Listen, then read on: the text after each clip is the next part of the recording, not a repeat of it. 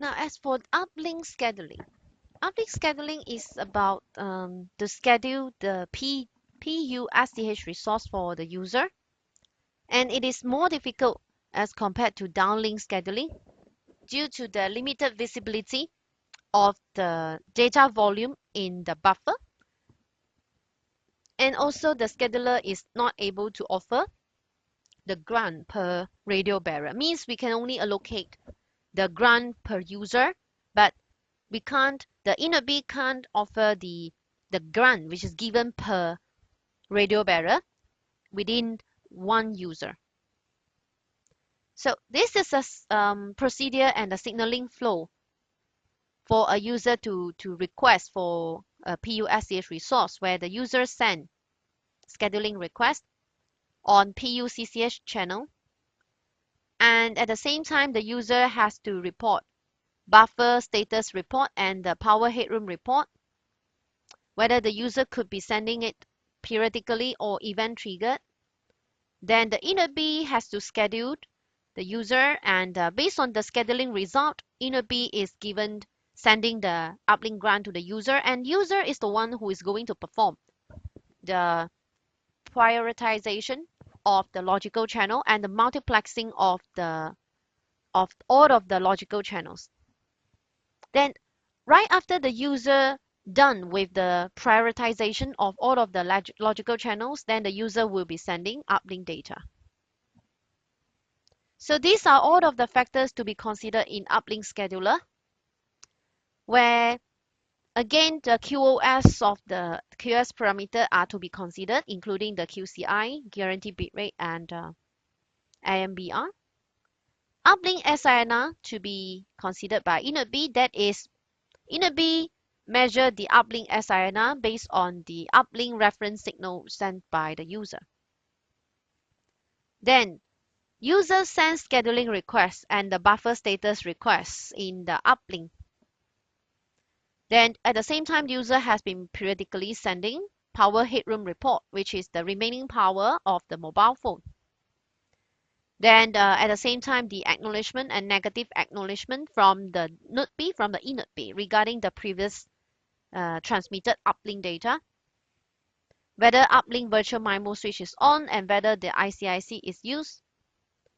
So based on all of this, the eNodeB calculate the priority of the user in uplink and modulation coding scheme to be selected for the user, and proceed to the resource, the PUSCH resource to be allocated for the user.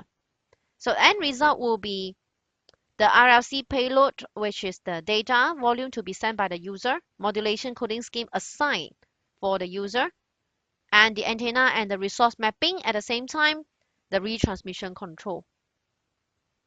So again, for uplink scheduling flow, the request for a message tree, which is RRC connection request, is with highest priority, followed by semi-persistent scheduling, which is the VoLTE, and followed by uplink HARQ retransmission. So any retransmission data is having higher priority.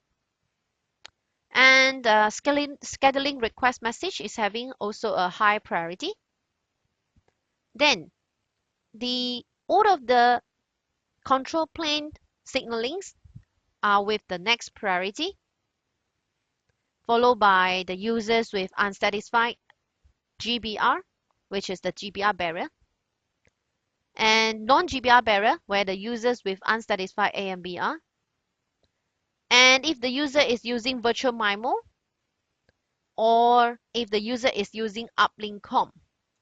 So we can see from here that it is still control plane are having higher priority as compared to a user plane. So if we are looking at the uplink frequency band, the frequency band in the uplink, we can see that the PUCCH occupies the resource block at both ends, which is at the top and at the bottom of the cell bandwidth. And PREG periodically occupies 6 resource blocks in the middle.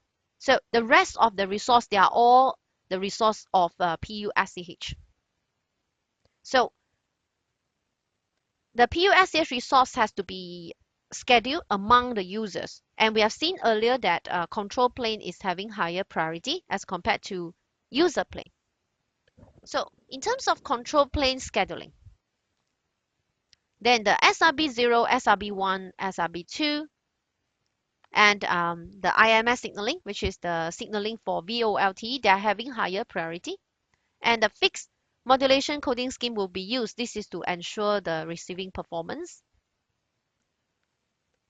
Then after the control plane scheduling, now we are looking at the user plane scheduling, where the retransmission data will be is having higher priority as compared to initial transmission.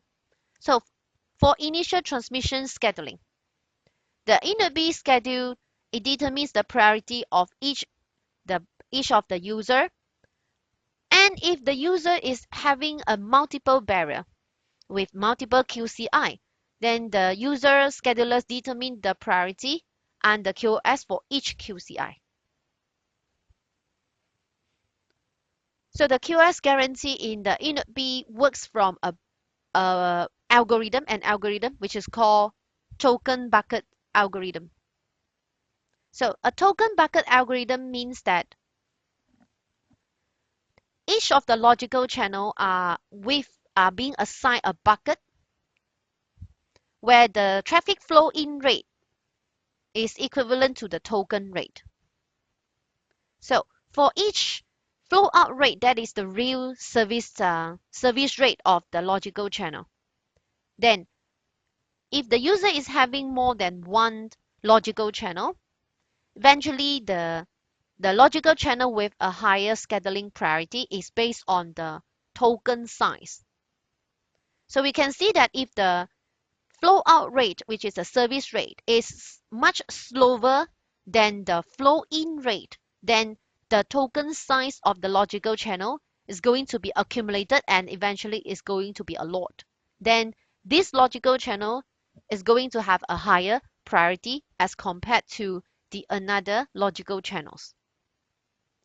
So this is called a token bucket algorithm.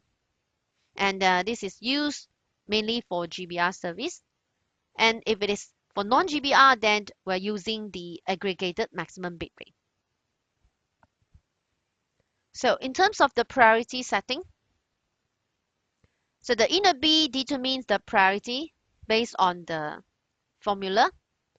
But again, EFF stands for the channel quality. So this is uplink, so that is uplink SINR, where the inner B evaluate uplink SINR based on the sounding reference signal, which is sent by the user. So again, the alpha factor, which it could be 1 or greater than 1 or smaller than 1. So alpha factor is going to affect the importance of the uplink SINR to the whole equation. And R, that is the historical service bit rate. And eventually, there's one more factor to be considered, which is the scheduling priority weight for each QCI. This is the priority in the user scheduler. So as we have mentioned earlier, for each logical channel is with a bucket. So different logical channel, we're going to define it with a provided bit rate. So some of the QCI are with a configurable PBR, which is provided bit rate, but some of the QCI are with a fixed provided bit rate. And in terms of the priority, we can only configure the priority for non-GBR barrier, which is from 6 until 9. The priority for GBR barrier, they are all not configurable. So each logical channel we have to define with the PBR and the bucket size duration. Then eventually the inner B is going to compare the token size of the bucket. So each bucket represents a different logical channel, and the logical channel with the largest token size is going to be with a higher scheduling priority. Then once the uplink grant has been assigned for the user and the user has been selecting the different logical channel to be using the PUSCH to send the data using the grunt. Then the modulation encoding scheme selection. Again, that is due to the SIS measurement, because this is all for uplink. So the user sent uplink sounding reference signal. And the inner B might perform SINR adjustment if the SINR adjustment switch is on. SINR adjustment is being done by comparing the real initial block error rate, compare it with the initial block error rate target. Then the SINR will be adjusted. Based on the adjusted SINR, then the initial modulation coding scheme is selected. And this is finally the modulation encoding scheme will be further adjusted based on at that time, is there any sounding reference signal to be sent together? And is there PUCCH transmission, which is using the UCI format, and the limitation of the modulation coding scheme is also on the UE capability. So that is how the modulation encoding scheme selected. So we have seen earlier that SINR could be adjusted based on the block error rate, but that depends on if we have turned on the SINR adjust switch or not. So this is a switch. If we have turned on that, then the inner B adjusts the SINR reported based on the block error rate target. Then based on the modulation coding scheme selected, then the number of the resource block has to be determined based on the buffer status report sent by the user, power headroom report sent by the user, and the QoS satisfaction rate, which is the GBR or AMBR, and eventually the UE capability, which indicates the maximum data volume in each TTI. So they are all to be considered in terms of deciding the number of resource block allocated for the user.